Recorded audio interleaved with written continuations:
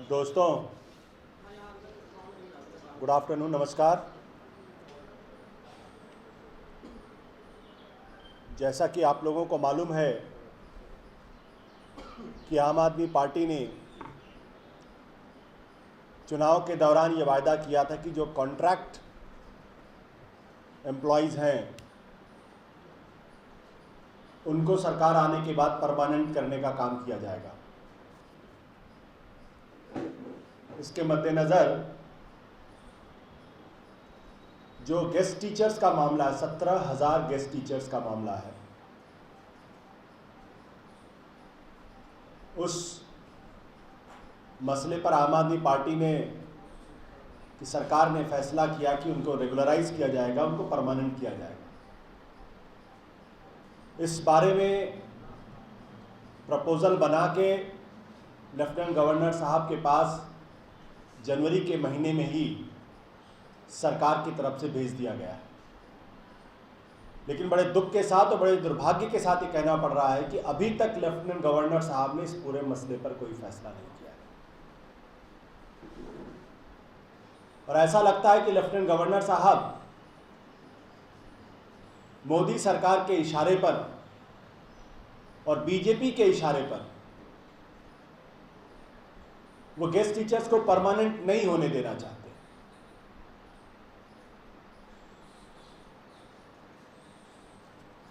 मनीष सिसोदिया जी ने इस बाबत एक चिट्ठी लेफ्टिनेंट गवर्नर साहब को भी लिखी थी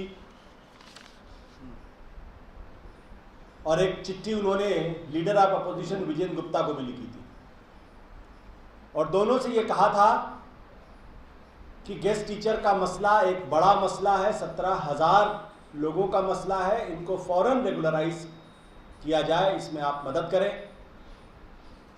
लेकिन बार बार कहने के बावजूद भी अभी तक लेफ्टिनेंट गवर्नर साहब के यहाँ वो फाइल दबी पड़ी हुई है, वो बार बार बहानेबाजी कर रहे हैं। इससे एक बात बिल्कुल स्पष्ट है कि गेस्ट टीचर को परमानेंट करने जैसे संवेदनशील मसले पर भी बीजेपी और केंद्र की सरकार राजनीति करने से बाज नहीं आ रही, क्योंकि लेफ्टिनेंट गवर्नर साहब कोई भी फैसला बिना बीजेपी से या बिना लेफ्टिनेंट मोदी सरकार से कंसल्ट किए हुए नहीं करते हैं। और जब हमारी तरफ से इस पर दबाव डाला गया तो वहां से ये आया कि नहीं, उन्होंने सॉलिसिटर जनरल से इस पूरे मसले पर राय ली है।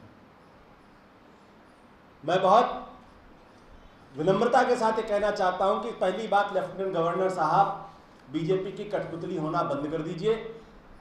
17,000 परिवारों का मसला है और अगर उनके हित में सरकार काम कर रही है तो उसमें अपने विवेक का इस्तेमाल करके उसको करिए, बहानेबाजी बंद करिए बीजेपी के इशारे पर, क्योंकि बीजेपी की फितरत है। बीजेपी कतई नहीं चाहती कि इन टीचर्स के साथ उनको परमानेंट किया जाए और इसके दो कारण मैं बहुत स्पष्ट तौर पर कहना चाहता हूं। आप सब लोगों को मालूम है कि लेफ्टिनेंट गवर्नर साहब ने जो सॉलिसिटर जनरल से राय मांगी, पहली बात तो उनको ये राय मांगनी ही नहीं चाहिए, क्योंकि 2006 में जब कॉन्ट्रैक्ट एम्प्लॉइज के मसले पर Uma Devi versus state of Karnataka का मसला जब सुप्रीम कोर्ट के पास गया और सुप्रीम कोर्ट के चीफ जस्टिस उस वक्त सबरवाल साहब, 3 जजों की बेंच थी और उस बेंच ने सुप्रीम कोर्ट ने फैसला किया था कि रिक्रूटमेंट के मसले पर जो एक्सपीरियंस है उस बारे में सोचना चाहिए, उस बारे में कंसेशन अगर देना चाहे सरकार को दे सकती है। यानी जो लेफ्टिनेंट गवर्नर साहब ये वेटेज का, एक्सपीरियंस को वेटेज देने के मसले पर जो नानुकुर कर रहे हैं, उनको ये अधिकार ही नहीं है सुप्रीम कोर्ट के फैसले के आईने में। ऐसे में वो क्यों सॉलिसिटर जनरल से राय मांग रहे हैं, क्यों उनकी राय कह रहे हैं, क्यों नानुकुर कर रहे हैं? इससे एक ही बात साबित होती है कि केंद्र की मोदी सरकार ये कतई नहीं चाहती कि दिल्ली के 17,000 परिवारों का भला हो। बीजेपी जो ड्रामेबाजी कर रही है लेफ्टिनेंट गवर्नर के पास, वो सिर्फ लोगों को भरमाने के लिए हरकत कर रही है। और जब इस संदर्भ के अंदर मैं आपको बताऊं कि ये मोदी जी की घोषित नीति है, किसी को परमानेंट मत करो, जो कॉन्ट्रैक्ट पे है उनका एक्सप्लॉयटेशन करते रहो। गुजरात के अंदर जब वो मुख्यमंत्री थे तो करीब 2 लाख ऐसे कॉन्ट्रैक्ट एम्प्लॉयज टीचर्स थे जिनको विद्या सहायक बोला जाता है प्राइमरी स्कूल के अंदर। 2004 में ये पॉलिसी मोदी सरकार की तरफ से आई थी, जिसमें आप 5 साल के लिए हायर करते हो, प्रति माह 2500 रुपए दिए जाते हैं, ना तो इनको कोई प्रोविडेंट फंड मिलता है, ना कोई जॉब की सिक्योरिटी मिलती है, और जब मन होता है तब इनको आप बाहर कर सकते हैं। और अगर उनकी मृत्यु हो जाए तो उनके परिवार को सरकार की तरफ से कोई कॉम्पनसेशन भी नहीं मिलता है। ये जो विद्या सहायक हैं गुजरात के अंदर 2 लाख लोग, ये वहां प्रताड़ित हैं। इसके अलावा जो हायर सेकेंडरी में हैं उनको 5300 रुपए प्रति माह 5 साल के लिए मिलता है। और ये जो जितने साल नौकरी करते हैं, इस नौकरी के आधार पर अगर भविष्य में कहीं अप्लाई करना चाहें तो उनका ये एक्सपीरियंस भी काउंट नहीं होता। ये गुजरात की स्थिति है। इसमें से बहुत सारे लोग कोर्ट में भी गए हैं, कोर्ट में भी मामले चल रहे हैं। तो दिल्ली के अंदर बीजेपी जो चिल्ला चिल्ला के कहती है 17,000 के ये जो गेस्ट टीचर्स हैं इनको रेगुलराइज करो, रेगुलराइज करो, रेगुलराइज करो, दरअसल एक घृणित राजनीति का हिस्सा है कि लेफ्टिनेंट गवर्नर से बीजेपी ये कहती है कि आप इनको रेगुलराइज मत करो, इस पूरे मामले में आप जो है वो कुछ ना कुछ निकालते रहो नुक्स, कि जनवरी की फाइल और आज जून आने को हो गया, अभी तक उस पर कोई फैसला नहीं हुआ। कह रहे हैं कि वेटेज नहीं देना चाहिए। गुजरात के अंदर 2 लाख गेस्ट टीचर यानी विद्या सहायक वो इसी तरीके से नौकरी कर रहे हैं, उनके बारे में कहीं कोई सुनवाई नहीं, उनको कोई परमानेंट करने का कोई हिसाब नहीं है। तो ये बीजेपी का असली चेहरा है। आज मैं लेफ्टिनेंट गवर्नर साहब से कहना चाहता हूं कि कृपया करके मोदी सरकार के कठपुतली होना बंद करिए, 17,000 के परिवारों के बारे में सोचिए और बीजेपी अपनी ड्रामेबाजी बंद करे। जो ये बीजेपी लेफ्टिनेंट गवर्नर पे दबाव डालकर, मोदी सरकार जो दबाव डालकर इन 17,000 परिवारों के साथ जो खिलवाड़ कर रही है, ये ठीक बात नहीं, राजनीति इस पर नहीं होनी चाहिए। फौरन इस फाइल को क्लियर किया जाए और फौरन 17,000 परिवारों को जो आम आदमी पार्टी ने जो रेगुलराइज करने का जो फैसला किया है, उस काम को हम आगे बढ़ाएं, हम करें, उसमें हमारी मदद करें। दोस्तों, गेस्ट टीचर्स को रेगुलराइज करने के विषय पर दिल्ली की सरकार ने, आप सभी को पता है, एक स्कीम बनाई, one time scheme, regularisation of guest teachers of directorate of education 2015-16। Ashutosh भाई उसी स्कीम की बात कर रहे थे और माननीय शिक्षा मंत्री मनीष सिसोदिया जी ने बहुत गर्व के साथ, बहुत गौरव के साथ ट्वीट करके सूचित किया था कि हम अपने घोषणा पत्र के एक और वादे को पूरा करने जा रहे हैं। तकलीफ यहां पे ये हो गई कि माननीय मोदी जी की जो सरकार है,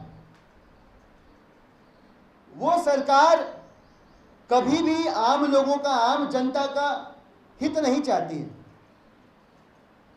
और अभी अभी आशुतोष जी ने बताया कि खुद गुजरात के अंदर लगभग 2 लाख विद्या सहायक है, उनकी सैलरी 2,500 रुपए के आसपास है।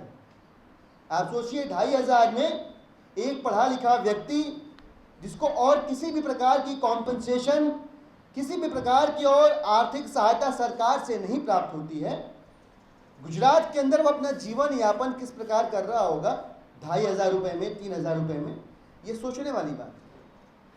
और वही नीतियां माननीय मोदी जी एलजी ऑफिस के जरिए, उपराज्यपाल महोदय के जरिए दिल्ली की सरकार पर थोपना चाहते हैं, दिल्ली के अंदर जो 17,000 गेस्ट टीचर्स हैं उनके ऊपर थोपना चाहते हैं।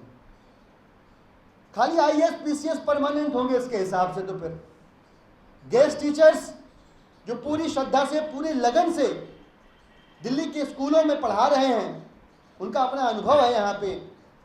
दिल्ली के सरकारी स्कूलों में पहली बार जो समर कैंप्स ऑर्गेनाइज किए गए, उनको ऑर्गेनाइज करने में जो की रोल रहा है वो इन्हीं गेस्ट टीचर्स का रहा है। उन्होंने इसे सक्सेसफुल बनाया है। और अब जब दिल्ली की सरकार उन्हें स्थायी करना चाहती है तो आप कानून का बहाना बना रहे हैं। नीतियां सरकार बनाती है। सरकार ने नीति बनाई कि अनुभव के आधार पर उनको वेटेज मिलना चाहिए। यह नीति बनाकर आपके पास भेजी गई, आप बैठ गए उसके ऊपर, आपने उसे पास होने से रोक दिया और जो विपक्ष है वो उसके ऊपर ड्रामेबाजी करने लगा। विजेंद्र गुप्ता जी पूरी ईमानदारी से भारतीय जनता पार्टी की जो कुत्सित राजनीति होती है उसे और नई ऊंचाई तक ले जाते हुए एलजी महोदय से मिलते हैं और बाहर आकर जो उन्हें अंदर सिखाया पढ़ाया जाता है उनसे अपेक्षा क्या थी कि वो गेस्ट टीचर्स के हित की बात करेंगे, उससे जुड़े हुए जो निर्णय हैं उसे पास करवाएंगे, क्योंकि निश्चित रूप से एलजी महोदय अपने आप को केंद्र सरकार को अकाउंटेबल मानते हैं और केंद्र में उनकी सरकार है। तो बाहर आके वो एलजी के ही पक्ष को रखते हैं, गेस्ट टीचर्स के पक्ष को नहीं रखते हैं। मीडिया से कहते हैं कि जी सब तो ठीक है, अनुभव के आधार पर हम वेटेज नहीं दे सकते, इसमें कुछ कानूनी अड़चने हैं। ऐसा माननीय एलजी जी को उनके कानून विशेषज्ञों ने, विधि विशेषज्ञों ने, सॉलिसिटर जनरल ने बताया है। और यहीं पे दोहरा चरित्र भी सामने आता है। विजेंद्र गुप्ता जी कहते हैं कि वैसे मैंने एलजी महोदय को कहा कि वो निवेदन करें मुख्यमंत्री जी से कि वो ऑल पार्टी मीट बुलाकर और इसका कोई समाधान निकालें। ये तो दोहरी बात हो गई। एक तरफ आप स्पष्ट रूप से कहते हैं कि इसमें कानूनी बाधा है और दूसरी तरफ आप ये राय देकर आते हैं कि एलजी महोदय मुख्यमंत्री जी से कहें कि ऑल पार्टी मीट बुला के इसका कोई समाधान निकालें। तो इसका मतलब ये साबित हो जाता है कि समाधान तो है, लेकिन आप उस समाधान को, उस सलूशन को सामने नहीं आने देना चाहते। आप गंदी राजनीति की वजह से एलजी महोदय पर दबाव बनाकर गेस्ट टीचर्स के हक में इस स्कीम को पास होने से रोक रहे हैं। सीधे सीधे भारतीय जनता पार्टी इसके लिए जिम्मेदार है। इसका मतलब ऐसा नहीं होता तो अब तक यह स्कीम पास हो गई होती। लेकिन बात वही फंस जाती है, किस देश को चाहे वो चाहे उसकी इच्छा से हो, उसकी अनिच्छा से हो, केंद्र की सरकार उसी गुजरात के मॉडल को लागू करने के लिए सारे प्रयास करेगी। चाहे उसमें विपक्ष के नेता का दुरुपयोग हो, चाहे उसमें एलजी ऑफिस का दुरुपयोग हो, लेकिन गुजरात का जो एंटी पीपल मॉडल है उसी को इंप्लीमेंट किया जाएगा, चाहे किसी को अच्छा लगे चाहे किसी को बुरा लगे। तो दो चीजें हम स्पष्ट करना चाहते हैं। एक तो है कि भारतीय जनता पार्टी अपनी गंदी राजनीति बंद करे, विजेंद्र गुप्ता जी अपनी गंदी राजनीति की दुकान चलाना बंद करें। अगर उनके अंदर थोड़ी भी संवेदनशीलता बची हुई है तो गेस्ट टीचरों के हक में, उनके हित में एलजी ऑफिस पर दबाव बनाकर अनुभव के आधार पर जो वेटेज देने का स्कीम में लिखा गया है उसके साथ ही इस स्कीम को पास कराएं ताकि 17,000 गेस्ट टीचर का भविष्य सुरक्षित किया जा सके। और दूसरी गुजारिश माननीय एलजी महोदय से, वो एक संवैधानिक पद पर है। संविधान नागरिक हितों की सुरक्षा के लिए आश्वस्त करता है इस देश के नागरिकों को। आपकी जिम्मेदारी है कि आप गेस्ट टीचरों के हक की, हित की बात सोचें, बिना किसी लाग लपेट के और बिना किसी भाजपा के राजनीतिक दबाव के। आपकी यह नैतिक और संवैधानिक जिम्मेदारी बनती है कि आप दिल्ली सरकार द्वारा प्रपोज किया गया जो स्कीम है गेस्ट टीचर्स को परमानेंट करने वाला, उसको एज इट इज वेटेज के साथ स्वीकार करते हुए पास करें ताकि 17,000 परिवार या यूं कह लें कि 70,000 लोगों के पेट पर लात न मारी जाए।